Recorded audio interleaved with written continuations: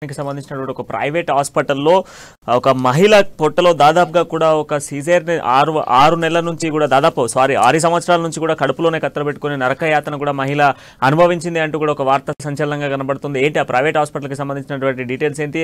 6 సంవత్సరాల తర్వాత మహిళ మరి హాస్పిటల్కి ఎందుకు చేరుకుంది? కత్తెరకు సంబంధించినటువంటి డీటెయిల్స్ ఏంటి?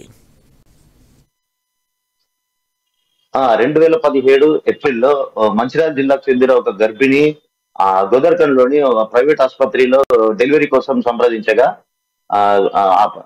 పరీక్షలు నిర్వహించిన అనంతరం ఆ మహిళకు సిజేరియన్ నిర్వహించారు. ఆ సిజేరియన్ చేసిన సమయంలో మహిళ కడుపులో కత్తెరని మర్చిపోవడం జరిగింది. సదరు డాక్టర్ ప్రైవేట్ వైద్యురాలు ఎవరైతే ఉన్నారో ఆ మహిళ కడుపులో కత్తెరని అలాగే ఉంచేసి సిజేరియన్ ఆపరేషన్ పూర్తి చేశారు. పండంటి బాబు కూడా జన్మించింది ఆ సదరు మహిళకి. తను 3 నెలల తర్వాత మళ్ళీ కడుపులో నొప్పి రావడంతో తిరిగి అదే ఆసుపత్రిలో సంప్రదించగా ఏదో ప్రైవేట్ ఏదో వేరే టాబ్లెట్స్ అవి చేసి తాత్కాలిక ఉపశమనం చేశారు. కాకపోతే మళ్ళీ ఆ నొప్పి అసలు ఏమాత్రం తగ్గకపోవడంతో తిరిగి తరచుగా రిపీటెడ్ గా నొప్పి రావడంతో ఆ మహిళ హైదరాబాద్ లోని ప్రైవేట్ ఆసుపత్రికి ఈ మధ్య రీసెంట్ గా హైదరాబాద్ లోని ప్రైవేట్ పరిస్థితి హాస్పిటల్ ఆశ్రయించే పరిస్థితి.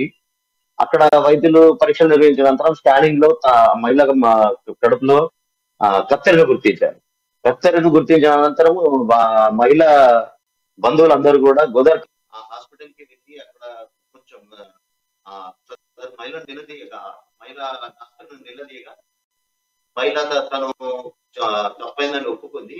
కొన్ని వేరే డాక్టర్ల సహాయంతో ఒక ప్రైవేట్ అడ్వకేట్ సహాయంతో కూడా ఈ సమస్యను సద్దిమణిగేలా చేశారు. దీంట్లో ఒక డీల్ కూడా కుదుర్చుకున్నట్టు, ఈ విషయాన్ని బయటికి ఎవరికి పొక్కకుండా చూడడానికి డీల్ కుదుర్చుకున్నట్టు కూడా మన దృష్టికి వచ్చింది. ప్రణయ్ 3,50,000కు అంటే ఈ వ్యవహారం అంతా మీడియాలో ప్రసారం అవ్వకుండా 3,50,000కు ఒప్పందం కూడా కుదుర్చుకున్నారని తెలిసింది. ఇందుకు గాను ఒక 20,000 రూపాయల అడ్వాన్స్ కూడా ఇవ్వడం జరిగింది.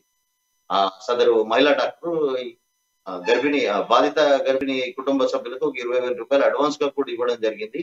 కాకపోతే అప్పటికే వాళ్ళ ఛానల్లో మన ద్వారా మీడియా ద్వారా మాత్రం ఈ వార్త వెలుగులోకి వచ్చింది.